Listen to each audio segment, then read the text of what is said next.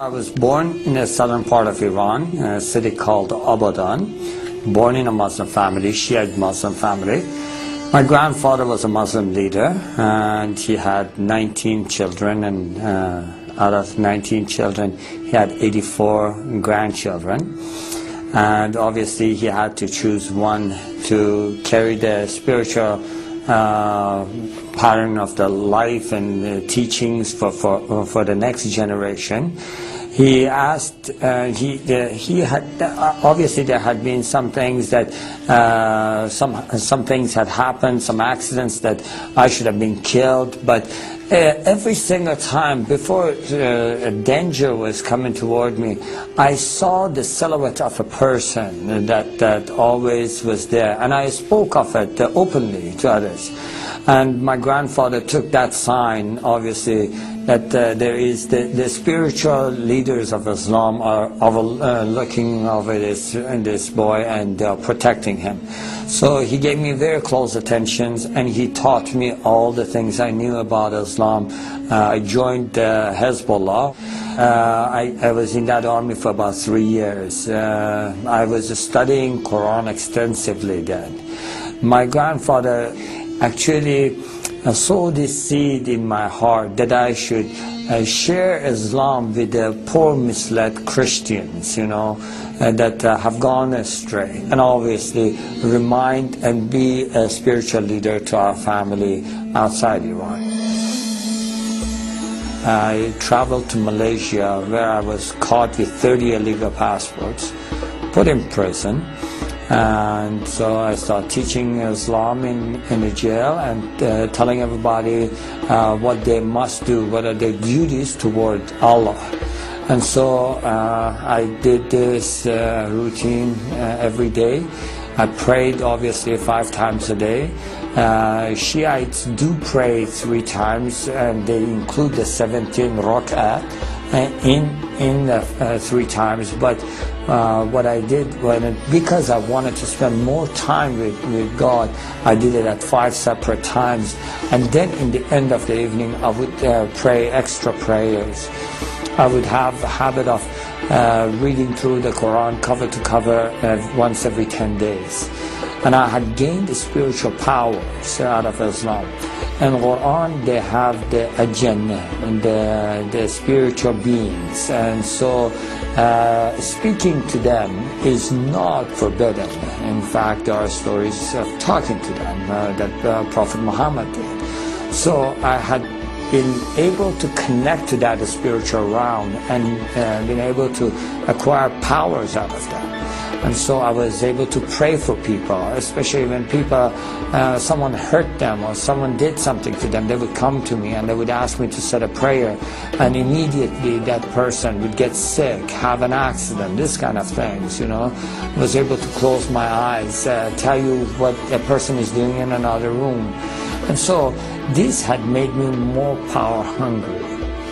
And I wanted to gain more power. So I would spend and meditate more in the Quran.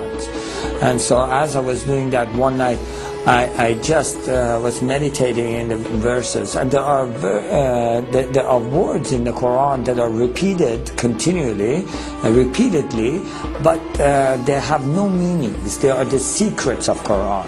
And so when I was meditating on this, a spirit entered the room, and it was much more powerful than I could handle, or I could overcome. And so I was filled with fear. And so I tried using all the tools Islam had given me. In the name of Allah, I command you to leave, you know. Satan, I rebuke you, kind of things. And I used all those, and nothing was helping. At that moment, I was totally desperate, and I felt like it is choking me, choking the life out of me, and I felt like I'm dying in that cell.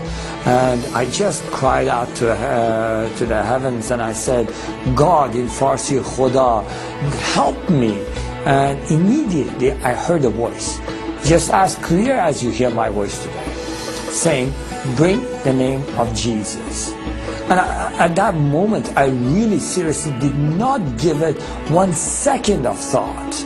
I just was, I feel like going back, I was drowning. A man that is drowning, you throw a rope, they would never question you about the color of the rope. And just grab on.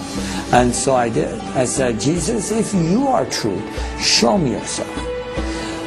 And to this day, I have no idea. Obviously, going back, I'm thinking, why did you word it that way? Why didn't you just say, Jesus, help me? I don't know why, but that's the way it came out. And before I was finished with the sentence, everything was back to normal. Now, that was not my conversion. That was the beginning of my confusion. Why would Jesus help a Muslim? Now, I had done everything in my power to be a good Muslim. I had already tried to go and commit myself to, in the way of Allah and be a martyr for Him, walking on the mines. And so the government of Iran is used to issue the people that are fadai, or the ones that are willing to give themselves, to sacrifice themselves, a special Quran that had the stamp of the government. And I had participated in the executions by hanging. I had done everything that I thought I must do against the infidels, and anything and everything I must do to share Allah with others. So I knew that something is wrong, and that was not because I doubted Allah or doubted Islam or anything. I fully believed, and I didn't know what that is, and it just confused me. And so I tried to just forget about it, But that question, why would Jesus help a Muslim? Why would Jesus help a Muslim? That would just keep coming at me. I believe in Muhammad, the last prophet, I would think, in the perfect religion. Why would Jesus come to help me?